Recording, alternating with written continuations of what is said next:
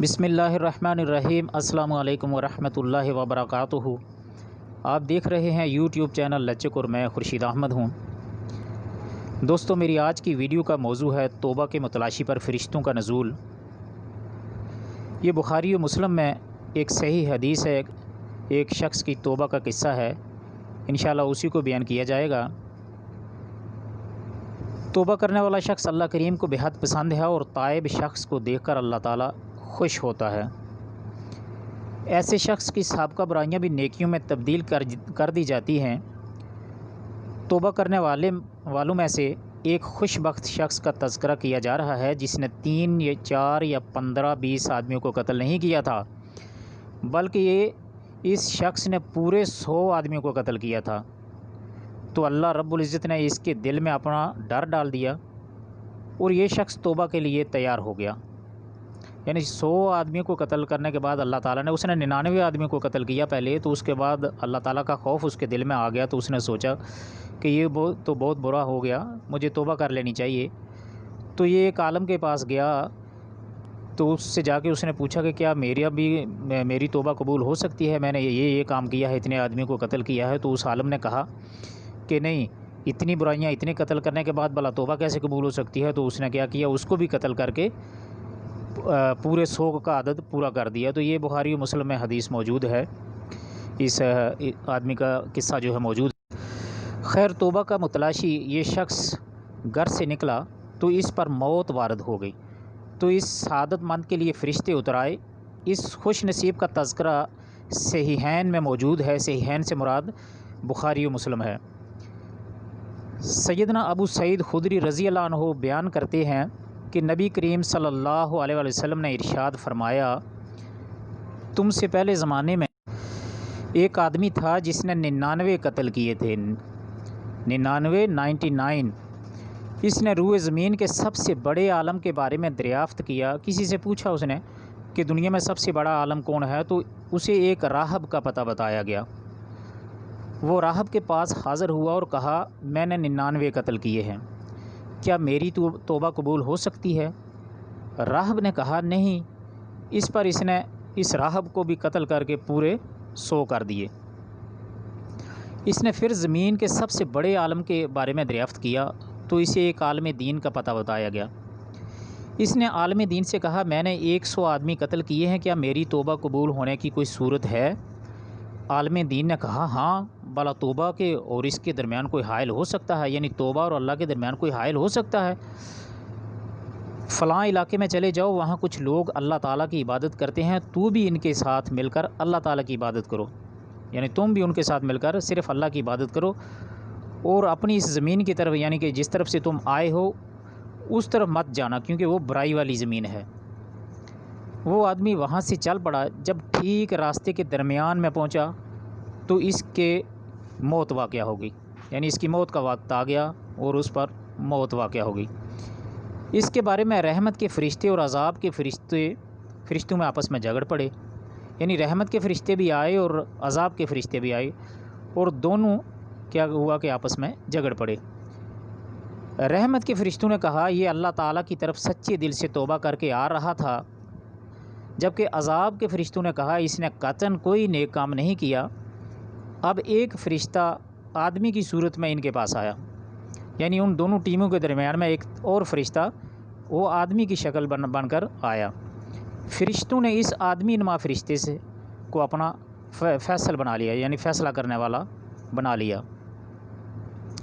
और इस फ़ैसला देने वाले फ़रिश्ते ने कहा, दोनों मकामात के दरमियान का फ़ासला नाप लो, यानी जिस तरफ से आ रहा है और जिस तरफ जा रहा है, और जिस मकाम से वो करीब है इसमें इसका शुमार कर लो, यानी अगर जिस तरफ वो नेक बंदों के पास जाने जिस तरफ जा रहा है, अगर वो ज़्यादा नज़दीक है तो इसको नेक लोगों में शामिल कर लो। अगर जहाँ बुराई की तरफ से आ रहा है, अगर वो ज़्यादा नज़दीक है तो फिर इसको बुरे लोगों में शुमार कर लो। फ़रिश्तों ने पूरे फ़ासले को नापा तो जिस इलाके की तरफ इसका रुख था वो करीब था, लिहाजा रहमत के फ़रिश्तों ने इसकी रूह कब्ज़ की। एक दूसरी रवायत में है, ये सही मुस्लिम की रवायत बाबल तौबा में है, हदीस नंबर 2766 है। वो यूँ है कि वो आदमी नेक लोगों की बस्ती के सिर्फ़ एक बालशत ज़्यादा करीब था, चुनांचे इसे नेक लोगों में शुमार किया गया। صحیح بخاری کی حدیث میں ہے، یعنی صحیح بخاری کی ایک حدیث ہے، حدیث نمبر 3470 ہے، اللہ تعالیٰ نے برے علاقے کی زمین کو حکم دیا کہ دور ہو جا، لمبی ہو جا، اور نیک علاقے کی زمین کو حکم دیا کہ تو قریب تر ہو جا، اور فرشتوں کو حکم دیا کہ ان دونوں علاقوں کا رقبہ ناپ لو۔ چنانچہ یہ شخص اس نیک علاقے کی طرف ایک بالشت قریب پایا گیا تو اس کی بخشش ہو گئی۔ کون ہے جو بندے اور توبہ کے درمیان حائل ہو سکتا ہے؟ اللہ تعالیٰ ہمیں توبہ کے سچے طلبگار بنائے۔ دوستو، بندے اور اللہ توبہ کے درمیان کوئی بھی نہیں حائل ہو سکتا، تو صرف اللہ تعالیٰ سے سچے دل سے توبہ کے طلبگار بننے کی ضرورت ہے، اور ہم دعا کرتے ہیں کہ اللہ تعالیٰ ہم سب کو سچا توبہ کرنے والا، سچے دل سے توبہ کا طلبگار بنائے، تاکہ فرشتوں کی معاونت حاصل ہو، ہمیں بھی حاصل ہو، اور ان کے نزول کی سعادت کو ہم بھی پا سکیں۔ توبہ کرنے والے شخص کے لیے رسول اللہ صلی اللہ علیہ وسلم نے فرمایا، یہ ابن ماجہ کی حدیث باب الزہد حدیث نمبر 4250 ہے، گناہ سے توبہ کرنے والا ایسے ہے گویا اس کے ذمہ کوئی گناہ ہی نہیں۔ دیکھیے کتنی بڑی سعادت ہے، یعنی اگر سچے دل سے توبہ کر لی جائے تو اللہ سبحانہ تعالیٰ جو رحیم و کریم و شفیق ہیں، تو انہوں نے کتنا بڑا انسان کے لیے اجر رکھا ہے۔ اللہ تعالیٰ کبھی بھی نہیں یہ چاہتے کہ اس کا بندہ جہنم میں چلا جائے۔ جو کچھ بھی ہم حاصل کرتے ہیں، جنت یا جہنم، یہ سارے ہمارے اعمال کا نتیجہ ہوتا ہے۔ تو صرف ایک توبہ کرنے سے، سچے دل سے توبہ کرنے سے، کتنے بھی بڑے گناہ کیے ہوں تو اللہ تعالیٰ ان سب کو معاف کر دیتے ہیں۔ یہ دیکھیں ابن ماجہ کی حدیث ہے۔ تو توبہ سے متعلق اگر فرمان رحمان پڑھ لیا جائے تو وہ اس حدیث سے بڑھ کر ہے، یعنی اگر آپ قرآن کی ایک آیت ہے اگر اس کو پڑھیں تو یہ اس حدیث سے بھی بڑھ کر دلاسا ہے، اور اس حدیث سے بھی بڑھ کر مطلب ہے اس کا ایک انسان کے لیے ایک امید ہے۔ وہ اس حدیث سے بھی بڑھ کر ہے کہ گناہ بھی نیکیوں میں تبدیل ہو جاتے ہیں۔ دیکھیں یہاں اللہ تعالیٰ نے فرمایا ہے، سورہ فرقان کی آیت نمبر 70 ہے، اعوذ باللہ من الشیطان الرجیم، بسم اللہ الرحمن الرحیم، الا من تاب وآمن وعمل عملا صالحا فاولئک یبدل اللہ سیئاتہم حسنات وکان اللہ غفورا رحیما۔ سوائے ان لوگوں کے جو توبہ کریں اور ایمان لائیں اور نیک کام کریں، ایسے لوگوں کے گناہوں کو اللہ تعالیٰ نیکیوں سے بدل دیتا ہے۔ اللہ بخشنے والا، مہربانی کرنے والا ہے۔ تو اللہ سے دعا ہے کہ اللہ تعالیٰ ہمیں سچا توبہ کرنے والا، سچا اللہ کی طرف رجوع کرنے والا بنائے۔ اللہ تعالیٰ ہم سب کو عمل کرنے کی توفیق عطا فرمائے۔ تو دوستو، گناہ کا ہو جانا یہ کوئی بڑی بات نہیں ہے۔ گناہ دانستہ طور پر بھی ہو جاتے ہیں اور نادانستہ طور پر بھی ہو جاتے ہیں، لیکن اصل چیز ہے کہ اگر گناہ کے بعد اللہ تعالیٰ زندگی کا موقع دے رہے ہیں کہ انسان توبہ کر سکے، تو یہ سب سے بڑی اللہ تعالیٰ کی مہربانی ہے۔ گناہ کے بعد زندگی ملنا اور توبہ کا موقع ملنا، یہ انسان کے لیے بہت بڑی سعادت ہے۔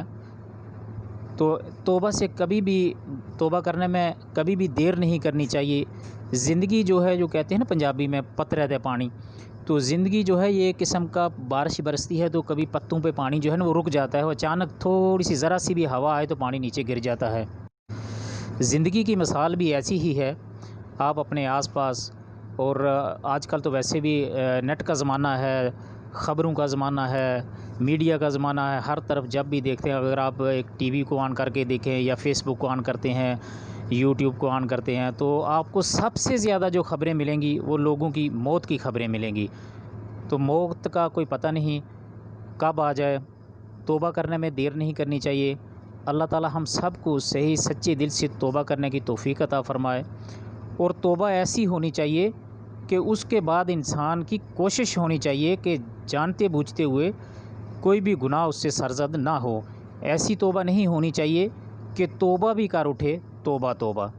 تو سچے دل سے توبہ کرنی چاہیے، اور توبہ کی قبولیت کی سب سے بڑی سعادت، سب سے بڑی بات یہ ہے کہ ایسی توبہ ہو کہ اس کے بعد گناہوں سے بچا جائے، جہاں تک ہو سکے گناہوں سے بچا جائے۔ پھر بھی گناہ کا سرزد ہو جانا، یہ تو انسان ہے، پھر بھی خطا ہو جاتی ہے، اللہ تعالیٰ پھر بھی معاف کرتے ہیں، لیکن جان بوجھ کر جو ہے وہ گناہ کرنا، یہ بالکل قابل قبول نہیں ہے۔ گناہوں سے جہاں تک ہو سکے بچنا چاہیے اور سچے دل سے توبہ کرنی چاہیے۔ دیکھیں یہاں اللہ تعالیٰ کتنے مہربان و شفیق ہیں کہ ایک آدمی نے اس حدیث سے کیسا سبق ملتا ہے اور کتنی دلجوئی ہوتی ہے انسان کی، اور اللہ تعالیٰ کتنے بڑے غفور الرحیم ہے کہ وہ انسان کو جہنم کی طرف لے جانا ہی نہیں چاہتے۔ وہ چاہتے ہیں کہ انہوں نے پیدا ہی لوگوں کو جنت کے لیے کیا ہے، جلانے کے لیے تو نہیں پیدا کیا۔ لیکن اگر جہنم کی طرف کوئی رستہ کھولتا ہے تو وہ ہمارے اعمال کا نتیجہ ہوتا ہے، ہمارے اعمال کی طرف سے ہوتا ہے جو ہم اعمال بار بار کرتے ہیں۔ اللہ تعالیٰ ایسے برے اعمال سے ہمیں محفوظ رکھے۔ اب دیکھیں کہ یہ آدمی یہی جو آپ کو حدیث سنائی ہے یہ صحیح حدیث ہے، اور صحیح مسلم اور صحیح بخاری شریف میں ہے، حوالہ جات بھی موجود ہیں۔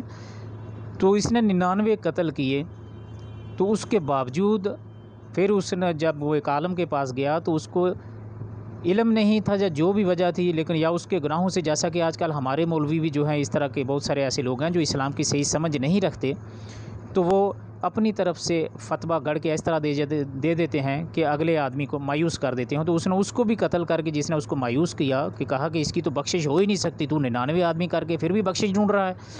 تو اس طرح کے جو ہے نا وہ جاہل لوگ آج بھی معاشرے میں موجود ہیں، اس طرح کے جاہل علماء اسی طرح کے لوگوں کو فتوے دے کر لوگوں کو ڈرا دیتے ہیں، دین کی طرف آنے نہیں دیتے۔ دین میں زور و زبردستی نہیں ہے، دین میں آسانیاں ہی آسانیاں ہیں۔ اللہ تعالیٰ نے جنت کا راستہ جو ہے یہ ایسی چیزوں سے گھیر دیا گیا ہے جو نفس کو بہت بھاتی ہیں، حالانکہ ان سے بچنا کوئی مشکل کام نہیں ہے۔ ہم سب ہی گنہگار ہیں، اللہ تعالیٰ ہم سب کو معاف کرے۔ لیکن اگر آپ کے اندر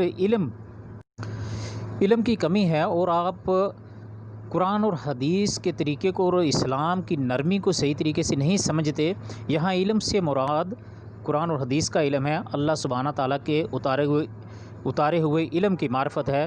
میں MA BA کی ڈگریوں کی بات نہیں کر رہا، وہ ڈگری تو میرے پاس بھی نہیں ہے، وہاں سے تو میں بھی جاہل ہوں۔